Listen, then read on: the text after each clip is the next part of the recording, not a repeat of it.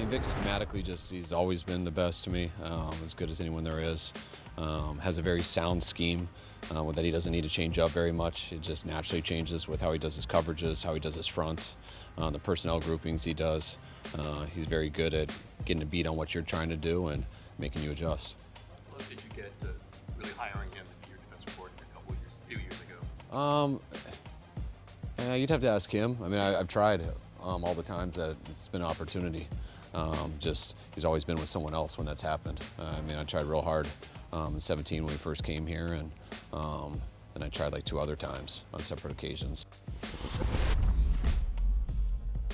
It's Kyle Shanahan talking about Vic Fangio, the defensive coordinator of the Philadelphia Eagles. Shanahan's 49ers will be facing them on Sunday. And he made it clear when he got the job, he tried to hire Vic Fangio, hired Robert Saleh instead. I believe the other times were 23 when Fangio went to the Dolphins. Remember that? He had been a consultant with the Eagles in 22. Right. That whole Jonathan Gannon tampering thing with the Cardinals caused the Eagles to not focus on keeping Fangio. They thought Gannon was staying, and then they found out the hard way Gannon was leaving. Fangio had already taken the job in Miami. The San Francisco thing wasn't even a serious consideration.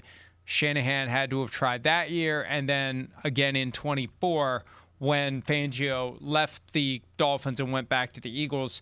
That was when Nick Sorensen took over for Steve Wilkes. So 0 for 3 Shanahan is, and hey, Shanahan could be trying again next year or the year after to get Fangio because Saleh is back in the mix for head coaching opportunities. But ton of respect that Kyle Shanahan has for Vic Fangio. Chris. Oh, totally. I mean, he's 1-3 against him. I mean, look at the stats. Nobody does this to Kyle Shanahan. Nobody. I mean, we've had conversations about Vic Fangio before. I know how highly he thinks of Vic Fangio. Fangio's a hard guy to crack the code. Fangio is really good at, even though there's not a million different defenses he's very hard to get to a predictable state to go, oh, wait, when we're in this formation and we're in this personnel, he does this. That's what makes it hard.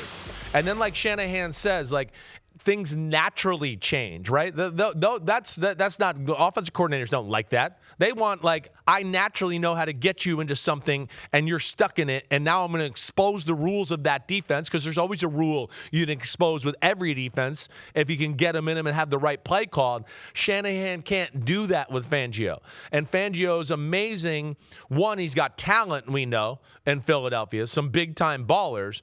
But also when that, Mike, he's one of those teams you hear me talk about sometimes in Vic Fangio where they're amazing at passing people off, right? So it's like, oh, I think it's man. And then all of a sudden the guy stops and he stays in his zone. And then somebody else picks him up and takes him. He's incredible that way. His coverages are very annoying for offensive coordinators to figure out the rules and exactly which one of the coverages he's going to play.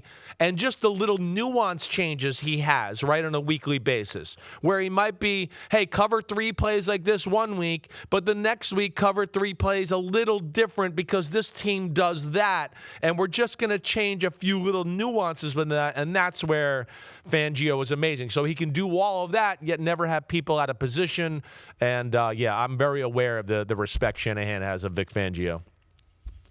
I want to be fair about the record, though. 1-3. Yeah, let's talk about it. They haven't faced each other since 2018. Right. 2011, the 49ers were a powerhouse.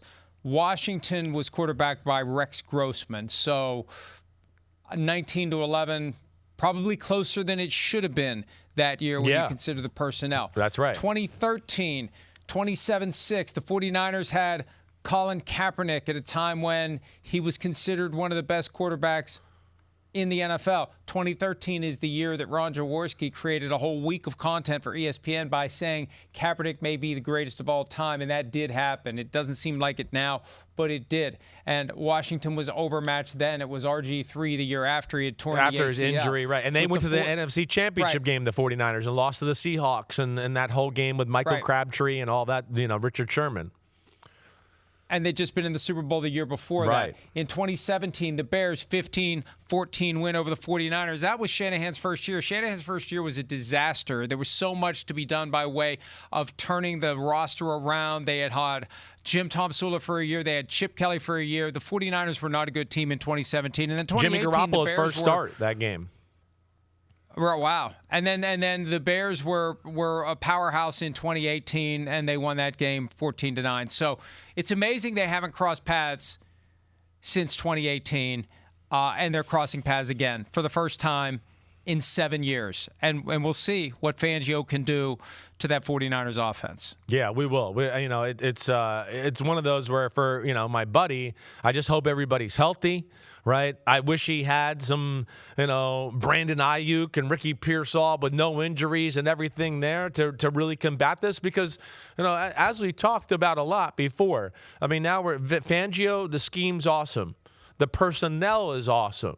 Jalen Carter's healthy, game wrecker. Quinyon Mitchell is arguably the best corner in the NFL, right? Cooper DeJean is arguably the best nickelback in all of the NFL. So that's where you're going into Philly and having to deal with that, right? Shanahan and company are going to have to be special on offense, and then they're going to have to hope the defense can find a formula that can slow down the Eagles, which we know hasn't always been that hard to find a formula to slow down the Eagles. Hi, it's Mike Florio. Thanks for watching PFT on YouTube. Hit subscribe for the latest news and analysis from Pro Football Talk.